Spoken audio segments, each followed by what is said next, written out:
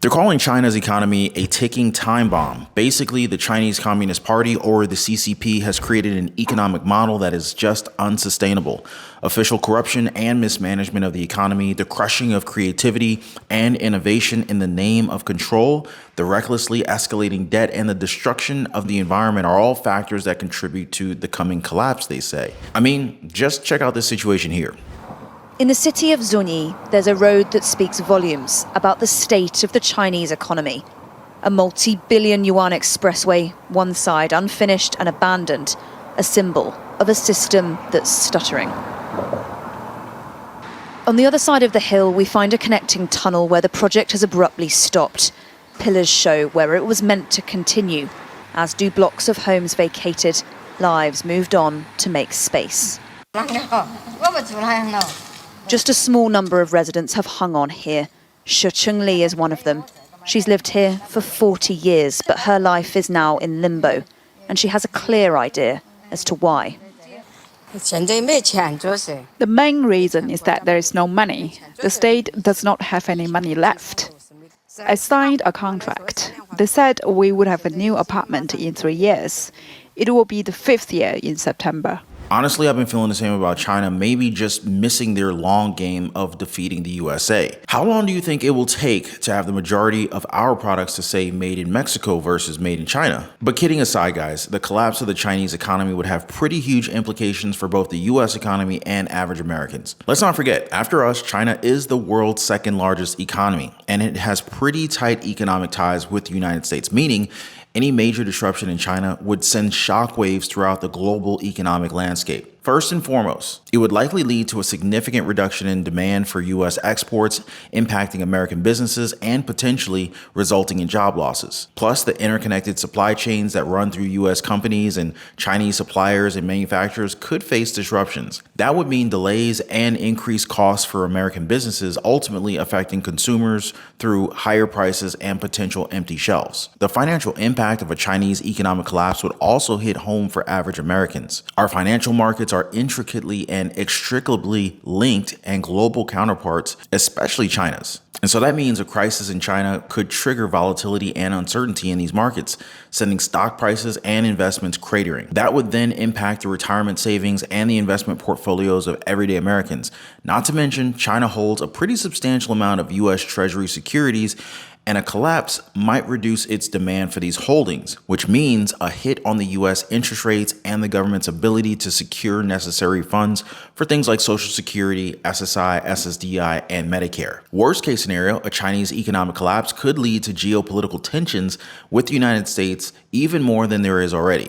Trade disputes, tariffs, and other forms of retaliation between the two countries, they could just go crazy and just utterly destroy any possibility of peaceful economic relations. And you know that this could easily ripple out and lead to a broader worldwide economic downturn. So this could affect not only the US, but also countries and industries around the world, overall creating a challenging and pretty complex situation for policymakers to navigate. Really, this just makes me realize a lot of things, honestly. So firstly, I have nothing against China, but as the C-19 pandemic showed us, we just can't be reliant on other countries for the production of goods and services.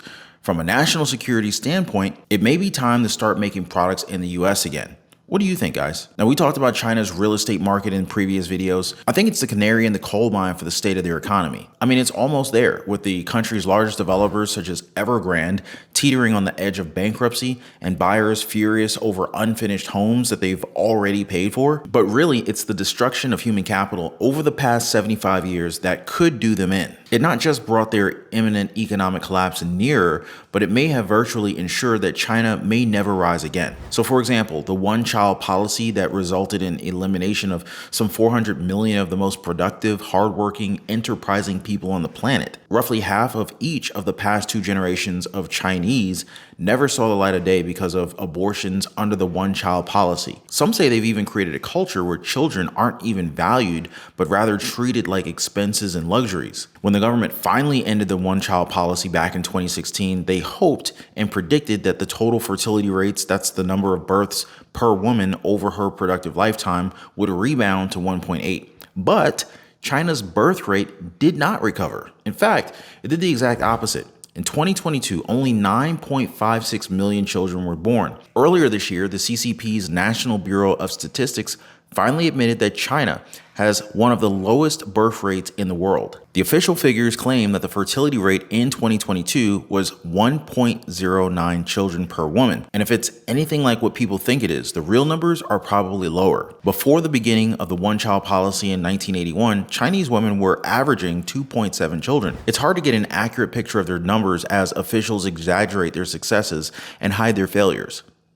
Sounds familiar. But we're not talking about our government. We're talking about China here. China claims that its current population is 1.41 billion people, but academics say that the actual number is actually less than 1.28 billion. That's the difference of 130 million, a number larger than the population of all 9 of the world's countries. Hence, they're saying it's a systemic exaggeration of the number of births in China over the past few decades.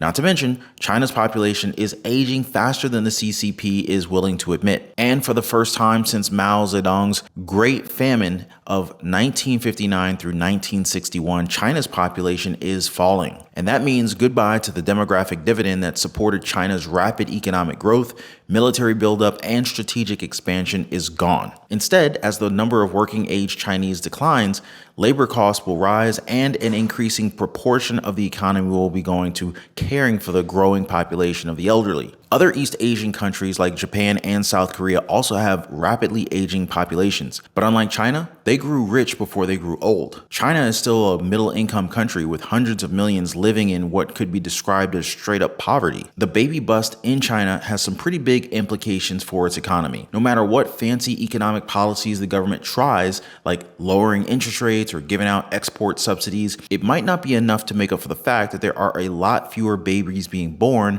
like 100 million fewer. Maybe that's why we're letting so many people into the border, because we need to pump up our own population. Plus, you could throw in the fact that dwindling tax revenues and this massive government debt are seriously limiting the CCP's choices when it comes to policies. Now, as for the future, things could get even worse as this population decline continues to pick up steam. Now, I'm not saying it's impossible, but it is a long shot that the CCP can actually get their fertility rate up to 1.1. Now, if they somehow do manage it, projections suggest China's population will still drop to 440 million by 2100. But honestly, with young Chinese women showing less interest in having kids these days, it's more likely that we end up with a fertility rate that's closer to Hong Kong, which is 0.8%. And that would mean only 310 million people left in China by the end of the century.